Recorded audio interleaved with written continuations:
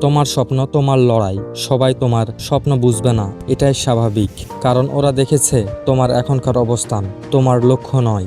তাই কারো অনুমতি না নিয়ে এগিয়ে চলো তোমার স্বপ্নের দিকে। তোমাকে লড়াই করতে হবে, তোমাকে জিততে হবে।